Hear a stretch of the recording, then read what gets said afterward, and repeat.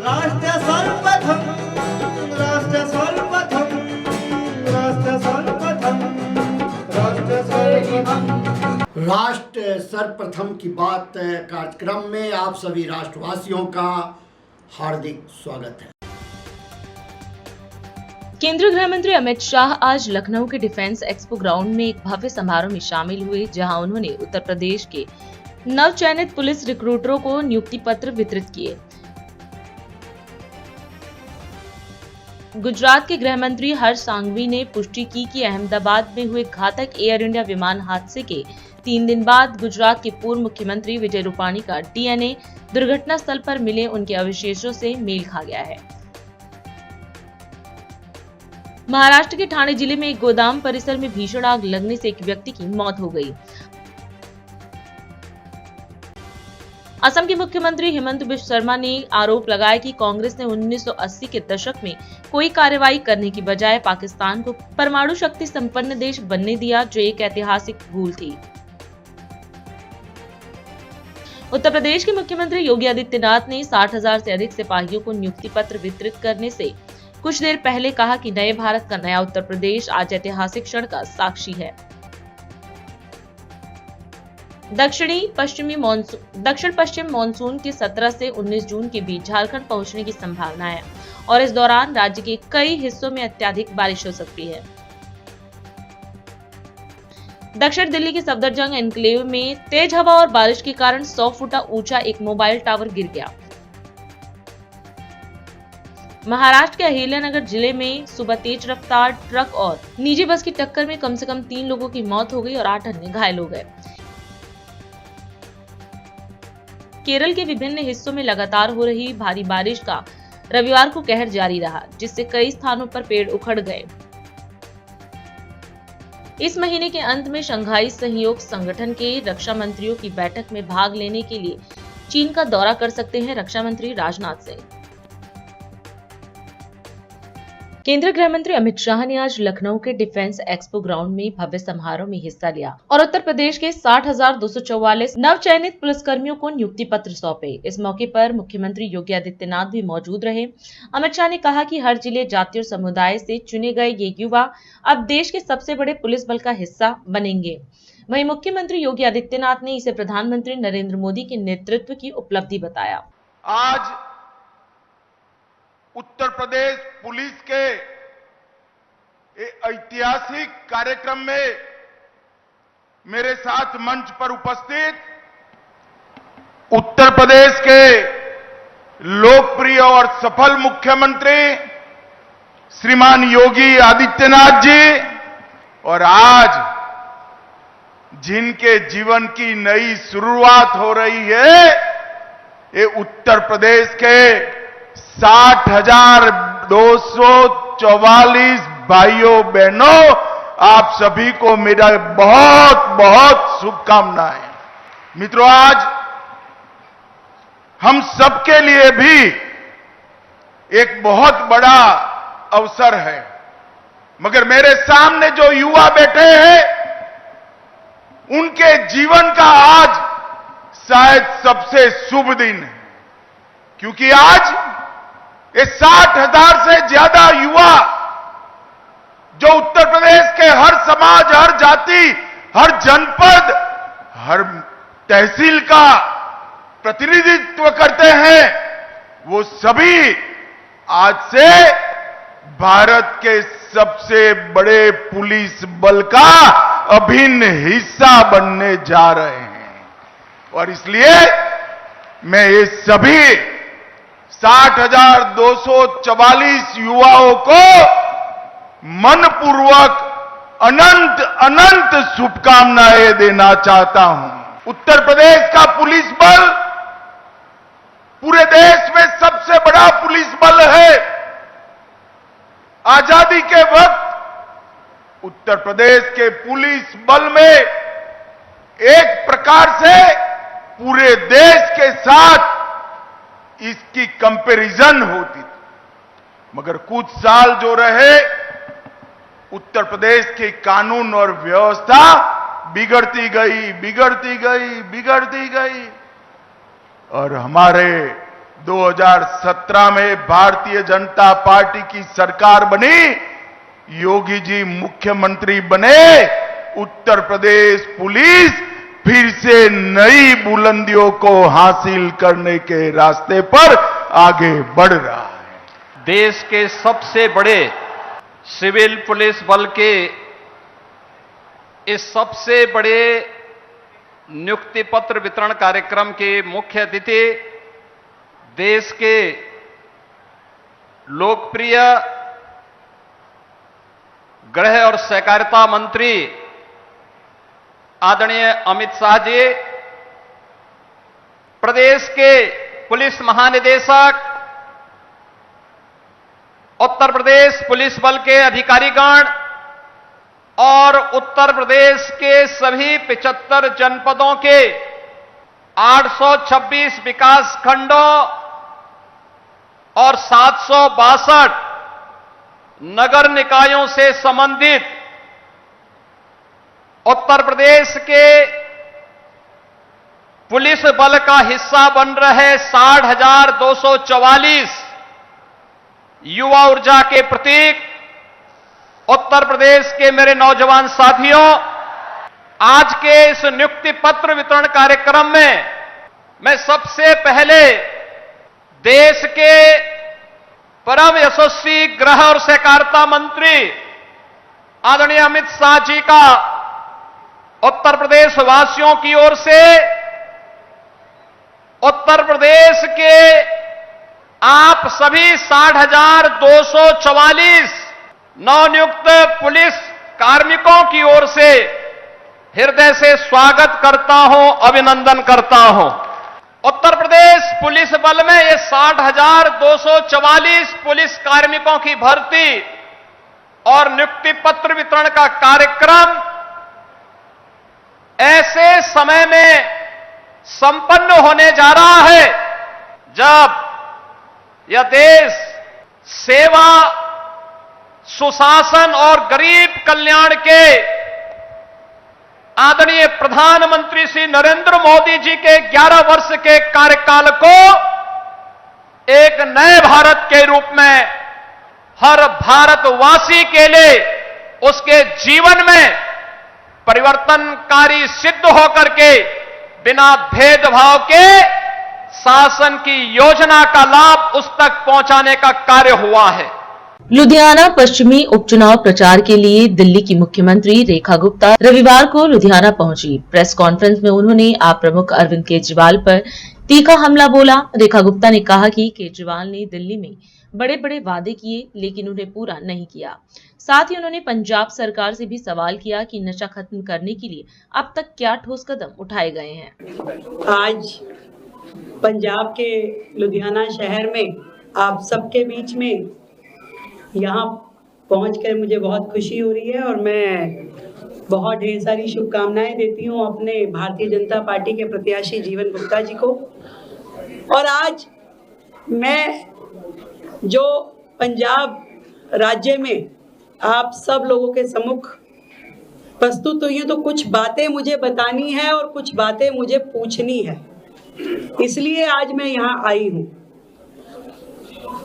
पहले तो पूछ लेती हूँ, जो लोग बड़े बड़े वायदे करके दिल्ली से भागे और आके पंजाब बैठे और फिर से झूठे वायदों के ढोल पीटे, मैं उनसे पूछना चाहती हूं, भाई क्या हुआ तेरा वादा? जो वादा करी थी उन सभी बातों का जवाब आदरणीय केजरीवाल जी कृपया देने का कष्ट करें।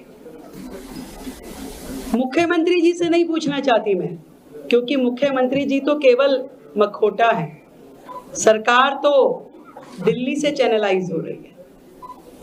एक जो वायदा किया था पंजाब की बहनों को 1,000 रुपए देंगे, 3.5 साल हो गए भाई।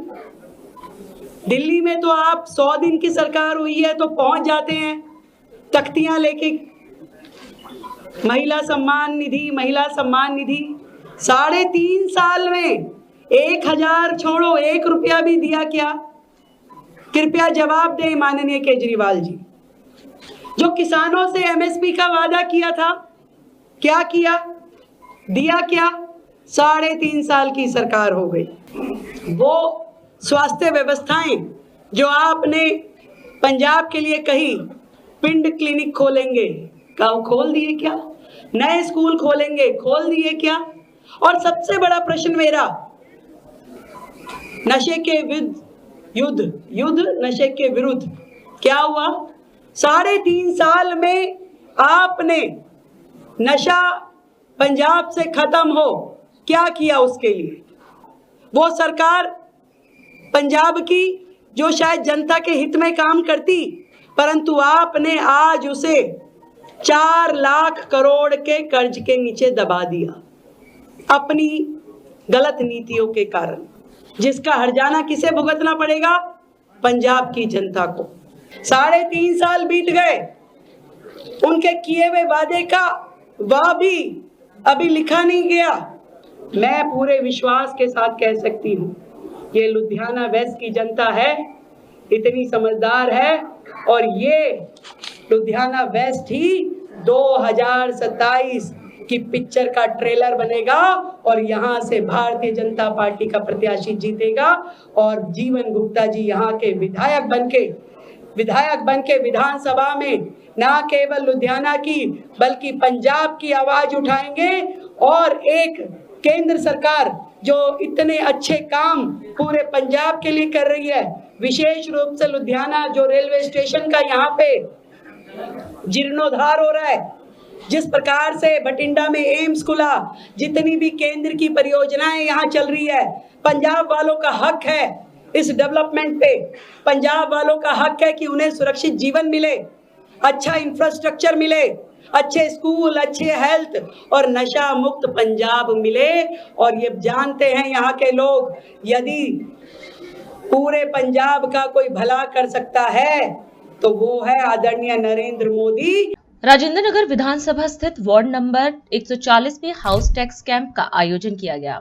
इस अवसर पर जनता की हाउस टैक्स से जुड़ी समस्याओं को सुलझाने के लिए निगम पार्षद ज्योति गौतम और इंदरपुरी वार्ड के प्रभारी अमर गौतम के नेतृत्व में अधिकारी इंदरपुरी पुलिस स्टेशन कार्यालय के पास उपस्थित रहे।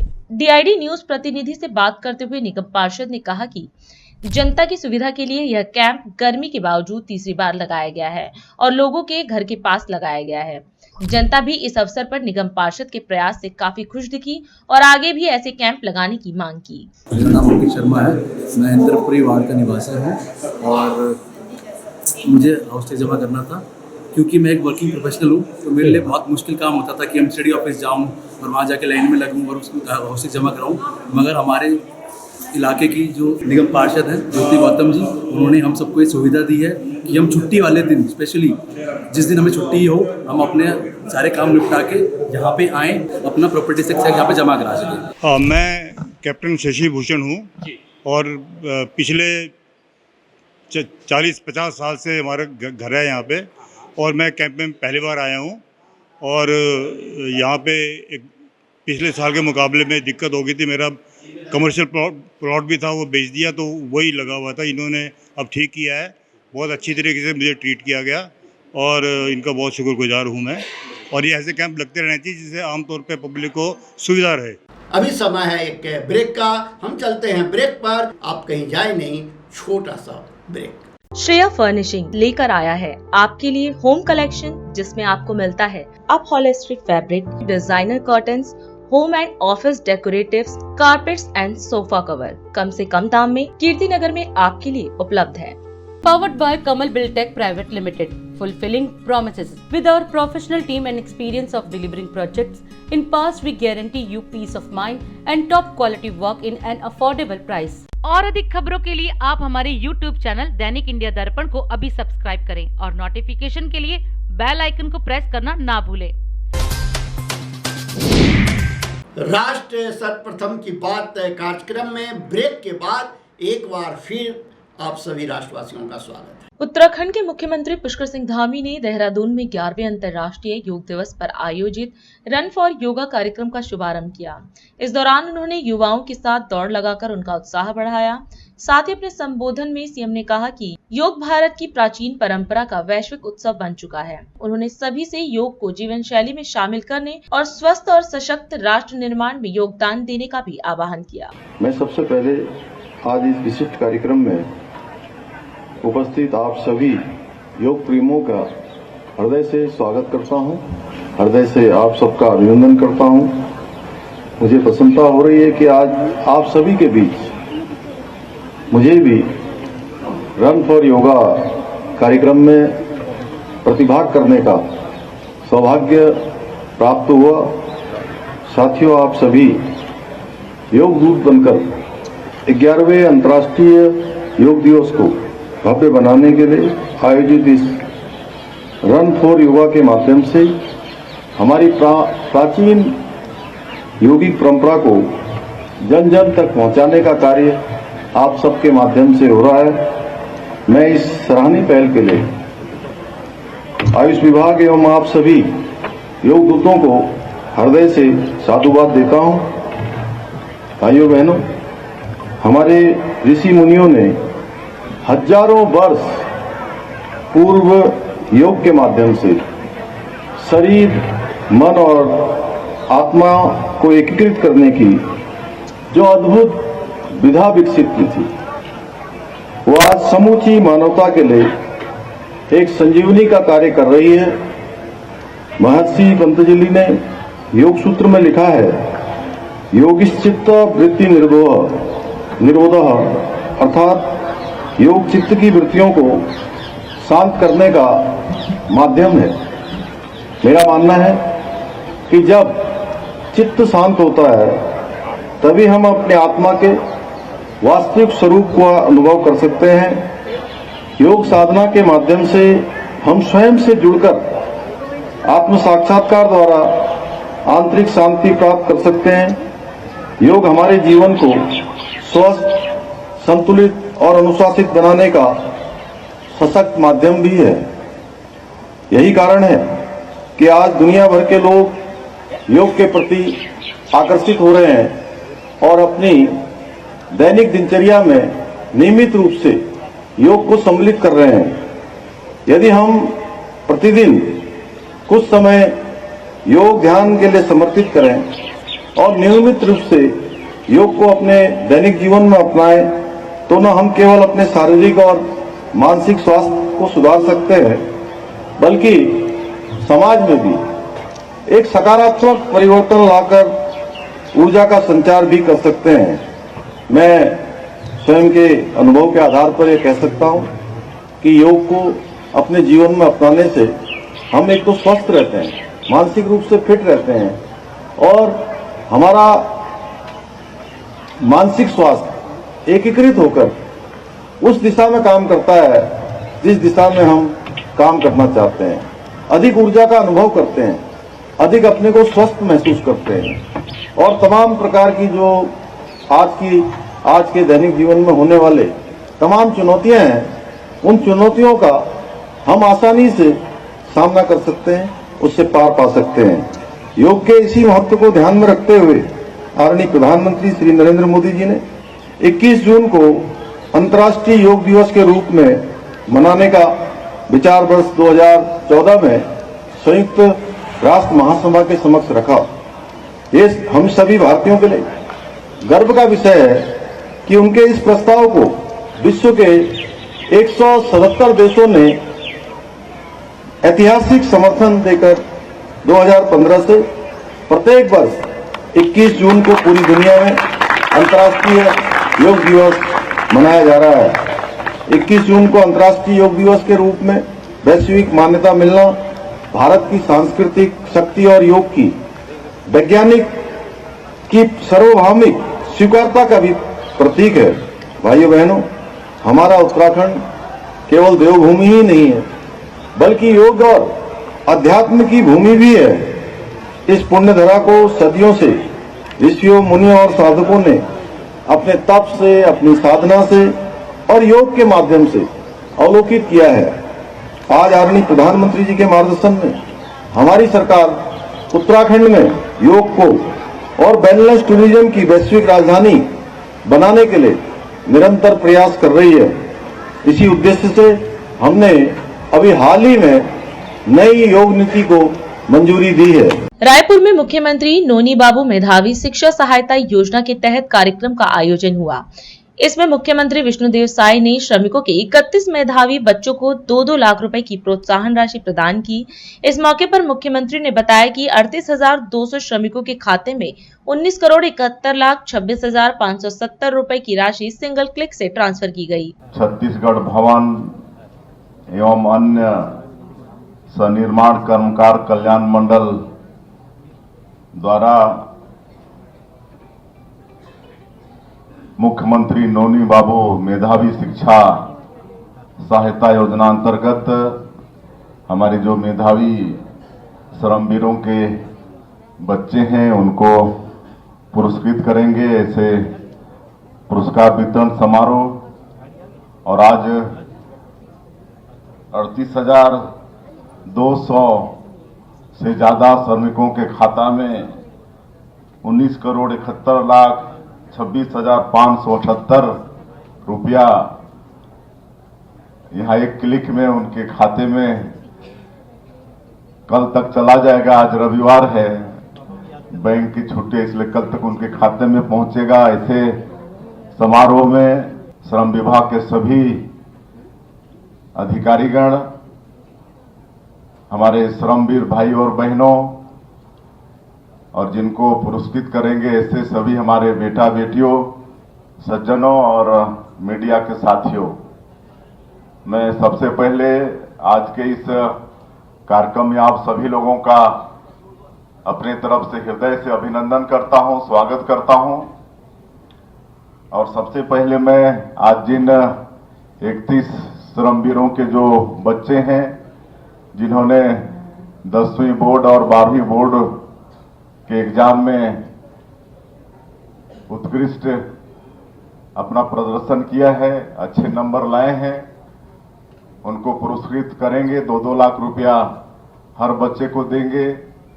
1 लाख रुपया प्रोत्साहन स्वरूप और 1 लाख वाहन खरीदी के लिए। तो उनको मैं बहुत बहुत बधाई देता हूं, शुभकामनाएं देता हूं, उनके उज्जवल भविष्य की कामना करता हूं।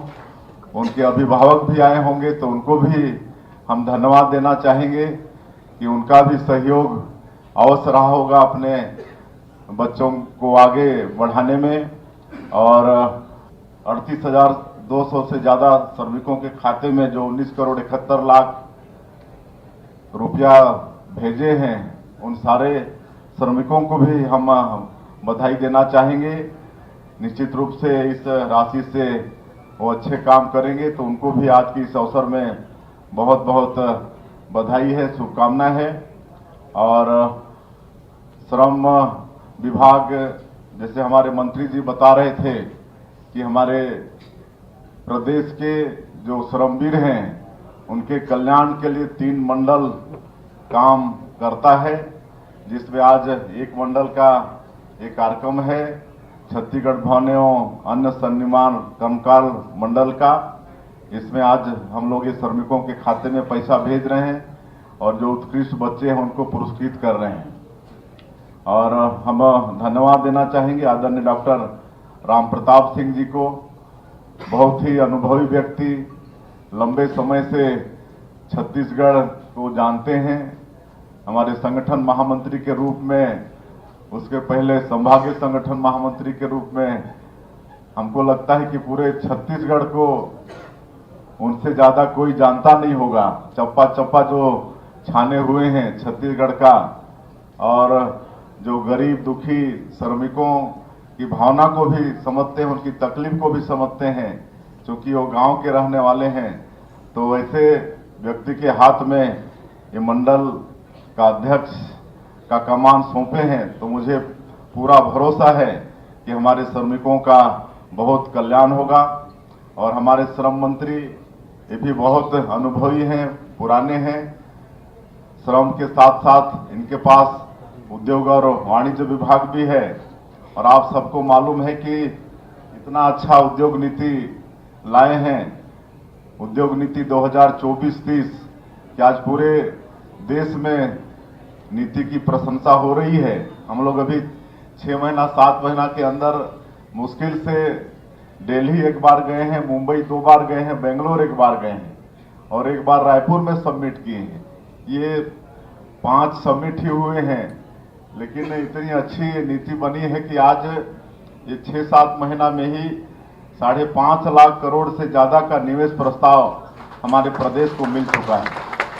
और ये प्रस्ताव ऐसा है कि खाली मैं आप सभी लोग जितना इस कार्यक्रम में आए हैं सबका एक बार हृदय से अभिनंदन स्वागत करते हुए अपनी बात समाप्त करता हूं।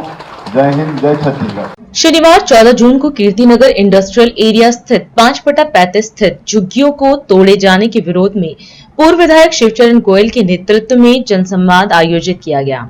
इस अवसर पर आम आदमी पार्टी के दिल्ली प्रदेश अध्यक्ष सौरभ भारद्वाज, पूर्व विधायक शिवचरण गोयल, पार्षद राकेश जोशी, पुनीत रॉय, अलका ढींगा सहित पार्टी के कार्यकर्ता उपस्थित रहे। जनता को संबोधित करते हुए सौरभ भारद्वाज ने दिल्ली की भाजपा सरकार पर निशाना साधते हुए झुग्गीवासियों को उजाड़ने के प्रयास का आरोप लगाया।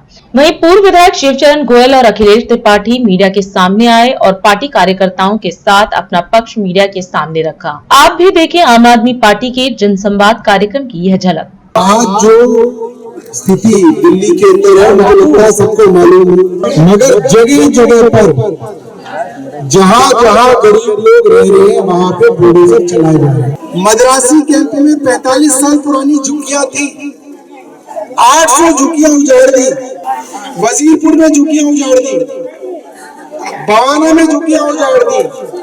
अभी 2-3 दिन पहले मोती नगर के अंदर एक्शन हुआ, पालम में एक्शन हुआ, महरौली में एक्शन हुआ, जखीरा में हुआ। जहां झुकी वहां मकान का वादा भारतीय जनता पार्टी ने किया। गरीब लोगों ने सोचा कि हो सकता है जहां पे झुकी हो वहां मकान दे दे, और सरकार बोलते ही जगह जगह जो हो रहा है वो आप लोगों को मालूम है। परसों मोती नगर में शिव बस्ती की लगभग 1200 झुग्गियाँ उजाड़ दी गई बगैर नोटिस के, बगैर इंटीमेशन के।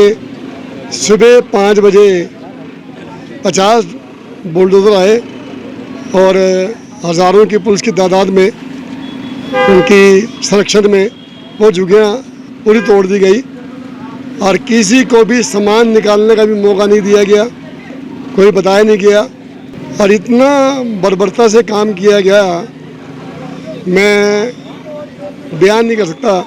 इतना ही कह सकता हूँ कि जो ये वादे करते हैं वो तो पूरा नहीं करते कि जहाँ झुग्गी वहाँ मकान देंगे, लेकिन इन उजाड़ने का काम कर रहे हैं। ये इस तरह का काम तो अंग्रेज़ भी नहीं किया करते। तो मेरी हाथ जोड़ के विनती है भाजपा के आला कमान से कि आप ये कृत्य ना करें और इनको जहाँ झुग्गी है वहीं उनका ठिकाना बना के दें और जल्द से जल्द इन बच्चों को, इन बुजुर्गों को, महिलाओं को, बुजुर्गों को इनका आशियाना मिले, ये मेरी आपसे विनती है। इस अनीतिपूर्ण काम के खिलाफ आम आदमी पार्टी गरीबों के इस न्याय की लड़ाई में खड़ी है मजबूती के साथ। अरविंद केजरीवाल जी के नेतृत्व में हमारे प्रदेश संयोजक सौरभ भारद्वाज जी ने संकल्प ले रखा है कि इस लड़ाई को मजबूती से लड़ेंगे।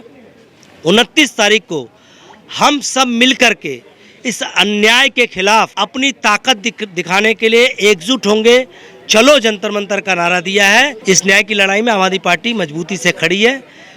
इनकी सुरक्षा संरक्षण के लिए, इनकी लड़ाई के लिए सड़क से लेकर संसद तक हम लोग लड़ाई लड़ेंगे। और अधिक खबरों के लिए आप हमारे YouTube चैनल दैनिक इंडिया दर्पण को अभी सब्सक्राइब करें और नोटिफिकेशन के लिए बेल आइकन को प्रेस करना ना भूलें।